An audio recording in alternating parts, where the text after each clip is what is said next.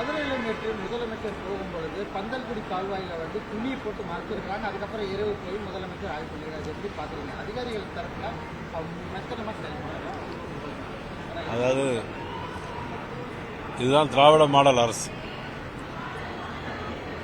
எப்படின்னு கேட்டிங்கன்னா, முதலமைச்சருக்கு நாட்டில் என்ன நடக்குதுன்னே தெரியல. முதல்ல அதிகாரிகள் அதை மறைக்கிறார்கள். முதலமைச்சர் கூட செய்யணும்னு எண்ணம் இருந்தால் அதிகாரிகள் வந்து அதை மறைச்சு நாட்டில் என்ன நடைபெறுகிறது என்பதை முதலமைச்சருடைய கவனத்துக்கு எடுத்து சென்றதில்லை. அது மட்டும் இல்லை, இதெல்லாம் சுத்தப்படுத்தி விட்டு போயிருந்தால் ரொம்ப நல்லா இருந்திருக்கும். முதலமைச்சர் டெல்லியில் போய் பிரைம் மினிஸ்டர்கிட்ட கேட்குறாங்க, தாமிரபரணி யார் சுத்தம் பண்ணணும், வைகை யார் சுத்தம் பண்ணணும் அப்படின்ட்டு. இவங்களே இதெல்லாம் சுத்தப்படுத்தியிருந்தால், அந்த சாக்கடையெல்லாம் சுத்தப்படுத்தினா மக்களுக்கு அது மிக நன்மையானதாக இருந்திருக்கும். இதுதான் திராவிட மாடலுடைய அரசு. அதே போல கமலஹாசன் மக்கள் நீதி மையம் டிவி போட்டு உடச்சு டிவிக்குள்ளே போயிட்டாங்க. இல்லை, அதை பற்றி நான் ஒன்றும் அவருடைய சொந்த விஷயங்கள் அதுக்குள்ளே நம்ம போய் கருத்து சொல்றதுக்கு. இல்லை, அவர் வந்து ஆரம்பத்தில் வந்து குடும்பாட்சி எதிர்த்து தான் கட்சி ஆரம்பித்தார். வாரிசு அரசியல் இருக்கக்கூடாதுன்னு தான் முதல்ல எல்லாமே அவருடைய முதல் கொள்கையை வாரிசு அரசியல் இருக்கக்கூடாது அப்படின்னு தான் பேசினாங்க. ஒரு ராஜ்யசபா சீட்டு கொடுத்த உடனே வாரிசு அரசியல்லாம் இருக்கலாம் அப்படின்னு சொல்றாரு. அதுதான் தமிழ்ல இருந்து தான் கன்னடம் பிறந்துச்சு அப்படின்னு சொன்னாரு. இப்போ இருக்கிற தக்லைஃப் படம் வந்து கன்னடத்தில் பயங்கரமான எதிர்ப்பு போடக்கூடாது. இல்லை, அவரவர்களுக்கு அவருடைய தாய்மொழி ரொம்ப முக்கியம். அதனால எந்த மொழி பெரியதுன்னு நம்ம சொல்றதுல கருத்து சொல்ல முடியாது. நம்மளுடைய தாய்மொழி நமக்கு முக்கியம், அதை தான் நம்ம சொல்லணுமே தவிர அது மட்டும் இல்லை. கமலஹாசன் அவர்கள் வந்து கன்னடத்தை பூர்வமாக கொண்ட ஒரு முதலமைச்சர் பிரச்சனை வந்து சொன்னாங்க. ஆனால் அந்த முதலமைச்சர் ஒரு படப்பிடிப்புக்காக போகும்போது எல்லாரும் அங்கிருந்து சொன்னாங்க, தமிழ் கன்னடம் வாழ்க அப்படின்னு சொல்லுங்க அப்படின்னு சொன்னாங்க. அதுபடி அம்மா என்ன சொன்னாங்கன்னா, தமிழ் வாழ்க அப்படின்னு சொல்லி தைரியமாக சொல்லிட்டு வந்தாங்க. ஆனால் அது குறை சொல்லிட்டு இருக்கார். கமலஹாசன் வந்து அவருடைய நிலையிலிருந்து மாறி ராஜ்யசபா சீட்டுக்காக இன்னைக்கு போயிருக்காரு.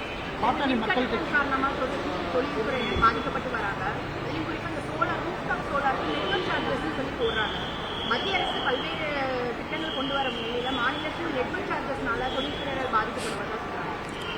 இல்லை, கண்டிப்பா. அதாவது என்ன, மின்கட்டண உயர்வு ஒரு பக்கம். தமிழ்நாடு முதலமைச்சர் வந்து மின்கட்டண உயர்வு வருஷந்தோறும் 6% வந்து அறிவிக்கப்படாமல் மின்கட்டண உயர்வு இருக்குது.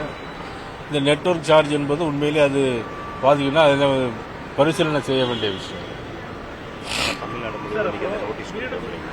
வீடுதோறும் சோலார் பேனல் பிரதமர் ரொம்ப விழிப்புணர்வு ஏற்படுத்திட்டு வர்றாரு. ஆனால் தமிழ்நாட்டில் பிற மாநிலங்கள் ரொம்ப குறைவாக இருக்குது திட்டத்தை நடைமுறைப்படுத்துறதுல.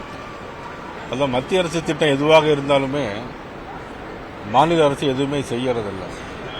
வீடு கொடுக்குற திட்டமாக இருந்தாலும் சரி, எந்த திட்டமாக இருந்தாலும் சரி, மாநில அரசு அது வந்து மத்திய அரசு திட்டம் முழுவதும் மறைத்து விட்டு மக்களுக்கு எந்த காரியங்களையும் செய்யாத ஒரு அரசாக தான் இன்னைக்கு முதலமைச்சருடைய அரசு. விஜய் பேசுன என்ன சொல்லியிருக்காருன்னா, வீடு தோறும் 2026 பெட்டிப்பட்டியே வந்து கொட்டுவாங்க அப்படிங்கிற ஒரு விமர்சனத்தை வச்சிருக்காரு. உண்மைதான். இன்னைக்கு ஆளுங்கட்சியில் இன்னைக்கு பாத்தீங்கன்னா நிதிஷ் 300 கோடி ரூபாய்க்கு வீடு கட்டிட்டு இருக்காருன்னு சொல்றாங்க. ஆகாஷ் அவர் 500 கோடி ரூபாய்க்கு வீடு கட்டிட்டு இருக்காரு சொல்றாங்க. அது 500 கோடி ரூபாய் வீடு கட்டுறாங்க. கிளப்பில் பஃபுக்கு போயாச்சுன்னாக்கி 35 லட்சம் ரூபாய்க்கு லூயி விட்டான் பேக் வாங்கி கொடுக்குறாங்க நடிகைகளுக்கு அப்படின்னு சொல்றாங்க. இன்னைக்கு பணம் வந்து அந்த அளவுக்கு எக்ஸஸா இன்னைக்கு திமுக வந்து இருந்துட்டு இருக்கு. அதனால அதுக்கு விஜய் சொல்றது உண்மைதான். பெட்டி பெட்டியா பணம் கொடுப்பாங்க. ஆனா நாட்டில் நல்லாட்சி வேணுங்கிறதுனால மக்கள் வந்து இதெல்லாம் சீர்தூக்கி பார்த்து வரக்கூடிய தேர்தலில் யாருக்கு வாக்களித்தால் நல்லாக இருக்கும் பார்த்து தேசிய ஜனநாயக கூட்டணிக்கு வாக்களிக்க வேண்டும் என கேட்டுக்கொள்கிறேன். தமிழ்நாடு முழுவதும் முருகர் மாநாடு நோட்டீஸ் கொடுக்குறாங்க.